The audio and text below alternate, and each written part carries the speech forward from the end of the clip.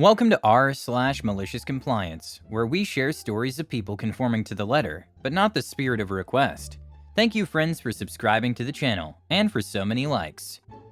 The first story: client wanted to talk to a real American and offended my colleague.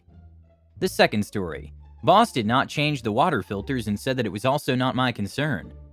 The third story: I was doing one of our stupid jobs because my manager said so. On to the first story. Sure, you can talk to a real American, Sheriff. I have a long background in customer service, over a decade now in various roles, and one thing remains the same no matter where I go. No matter where you work or what types of customers, clients, and patients you see, there will always be that one person looking to make your life harder. For this story, I'll call that person Bob. My job involved collecting a lot of potentially sensitive information on a variety of people, and the rules for how to do so are strict. As such, the team is divided into two groups, one of which, my group, has much more in-depth calls and generally falls to people with seniority in the organization. We all worked from a variety of locations, and generally only kept in touch online. So one day I log on and begin to make my calls and begin preparing my records when a message pops up on the team chat. One of the people we need to get in touch with needs to be reassigned to a different worker? Why? Because the coworker of mine had called to conduct the interview and been promptly chewed out by Bob, who then hung up on her. The reason: the coworker had an accent and Bob would only talk to real American. Yeah, he actually said that. I was appropriately sympathetic and outraged at Bob hurting her. Of course, but then I got a private message from my supervisor. Guess who needed to take Bob's file and call him? Me. Whatever, better me than her, I guess. So I called up Bob, fully expecting some kind of issue. Yep, Bob wouldn't give the info, but now he was just being rude about it instead of abusive. So I suppose he was never going to go through the interview. He had just wanted to get out of it and jumped on coworker's accent as a way to refuse the first. He'd hurt her just because he could, and now the call wouldn't be completed anyway, even though he couldn't find anything specific about me to object to. Fine, the customer's always right. If he didn't want the call, of course I understood. In fact, as long as he could verify his DOB and street name, common things we ask to confirm we have the right person on the other line before giving any classified information, I'd personally make sure no one from my team ever bothered him again. And I got it. Thank you so much, sir. I'll close this down immediately. Have a great rest of your day. Here's the fun part. I don't want to go too far into my job details, but have you ever seen those shows where some random dude walks in, asks if the main character is insert name here, and then says you've been served and hands over a summons? The job does have a legal aspect, and I became that random dude the second he refused to call, after we catered to his request for a new caller. And he just confirmed that I had gotten that refusal from just the jerk I was looking for. No one from my team needed to make another call to Dear Bob, but that was because the record was being sent to a higher government office, so they could take more direct measures.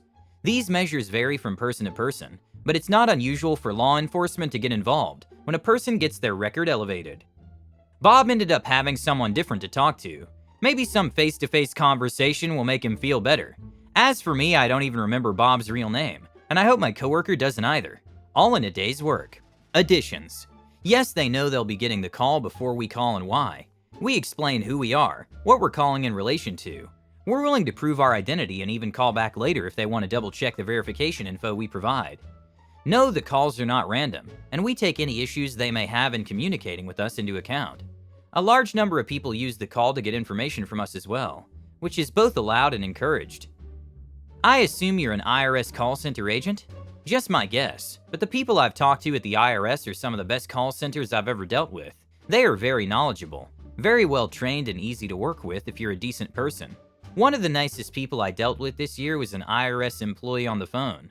I got the "we need to verify your identity" email.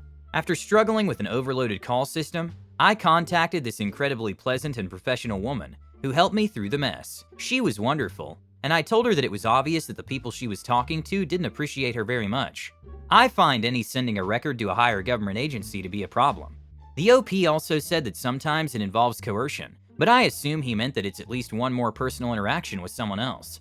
Judging by Bob's earlier sentiment, it's trouble for him too.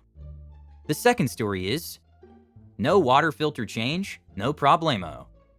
So I used to be a bar manager, which is an understatement. I used to do literally everything in that place, but that's another story. And I had a team of 6 people, waiters, cooks, and clean staff. So I used to deal with the everyday life of the bar, And here in Brazil, it's obligatory for the company to provide drinkable filtered water to employees. So we had 2 water filters in the bar, one in the counter and one in the kitchen. Water filters must change filters every 3 months to continue to filter, and ours had a little red button that would light when a change was needed. The first time the red light turned on, I did what I assumed was the most logical thing to do. Went to a nearby store and bought the filter. I paid around $25 converting, changed the filter and went on with the daily routine. End of the week comes and I go to the office to close the week. Basically, I go there and give them the cash that we earned and they pay me whatever it is I had to buy for the bar routine. I give them the filter receipt. The guy asks me, "Did you have authorization to buy this filter?" And I said, "Well, no, we needed the filter and I bought it." And he responded that he needed to talk to the boss to see if that was okay. A week goes by and my boss calls me asking for a meeting that afternoon, which was unusual since they usually scheduled in advance.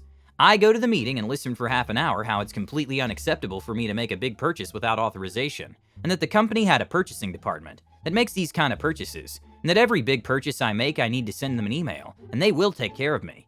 They also said that the same filter was $16 online, and that I was wasting company money, so I apologize and say it won't happen again. Around a month goes by and the other filter in the kitchen also needs filter replacement, so I do as I've been told, send the purchasing team an email.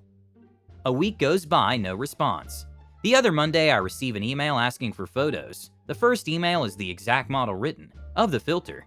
I respond promptly with photos of the filter. 1 month goes by and no filter for the kitchen. I tell the kitchen staff that if they need water they can ask me, and I'll fill a jar with fresh water from the other filter. One of the days I go to the office and they ask me about the filter, and I tell them that it hasn't arrived yet. Boss was there and gets furious, calls purchasing team and makes them buy the filter online that instant. Another month goes by and the filter hadn't arrived. The other filter also needed replacement again, so I start telling the staff to get bottled water and to write every one down so I can count stock later. Around 30 bottles goes in a week. I buy a lot of bottled water. The team asks me if we're getting more demand for bottles of water in the bar. I tell them no. The filters that were purchased online arrive. They don't fit. I tell the management team. They ask me to leave the filters at the office because they will change with the correct ones. I do so the same day. Staff still drinking bottled water. 3 months pass by. The filters are still seen on the office when I finally leave that company for good. One of my old employees and friends still works there. He told me they're still drinking bottled water, and the new manager doesn't even know there are filters to be used. I have the same situation at work. They removed all the drinking fountains and replaced them with water filtration systems, when you can get either cold or hot water. But the problem is the filters have to be changed every 6 months. It's been almost 2 years since any of them were changed. The employees who ordered them have retired, and now there's no one to order them. I get almost everything that comes into the building, and I've been told I don't order anything. So still waiting for someone to ask me about filters. We buy water and our supervisors have to pay for it. They get an extra waste of money because they didn't put in filters, but that's not my problem anymore. I don't have to worry about it.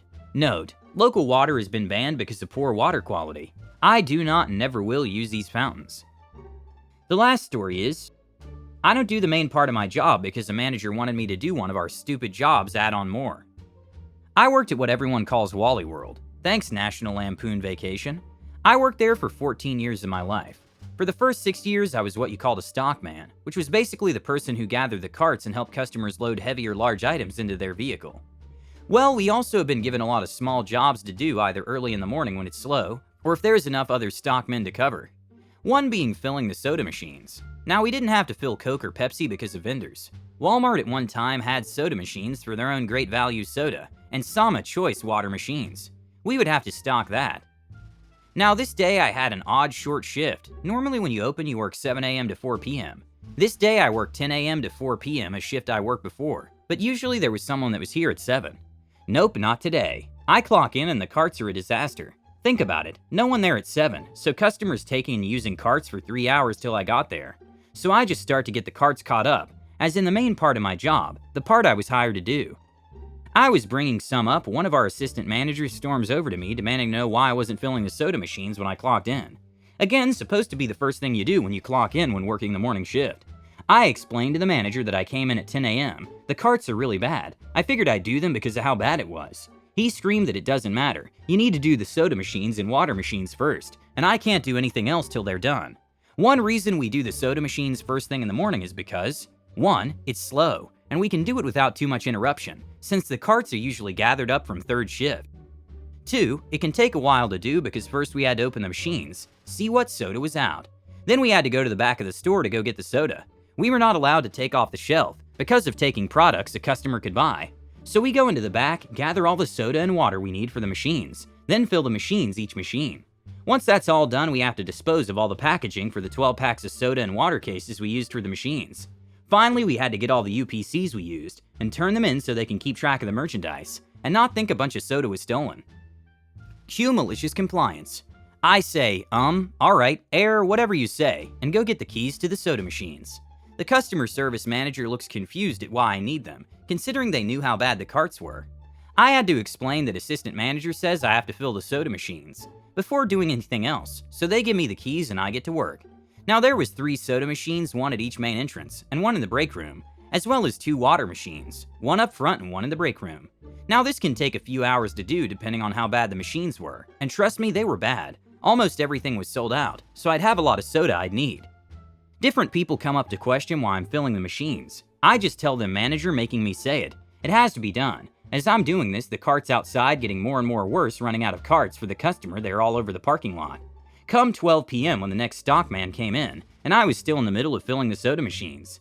He came to me asking why I'm doing the soda machines when it's so bad out front right now, why I wasn't getting the carts. I just tell him which manager making me do it, so he goes off to try to catch up.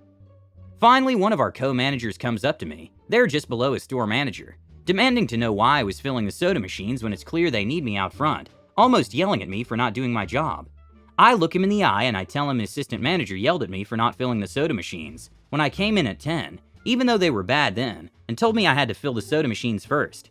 He walks away from me going inside, probably to talk to said manager, only to come back a little later asking if I would please help the other stockman get the carts caught up, and he would finish the soda machines. So I say okay and go out to do carts. It took the 2 of us a while to get them caught back up. Cleaning the carts is an overhead expense. It doesn't directly and immediately affect the bottom line. Soda sales are a net profit. If the vending machine is empty when someone wants to buy, you've just lost a sale. If I were you, I would just assume that soda sales have a direct impact on the manager's bottom line. Thank you for watching. Don't forget to subscribe.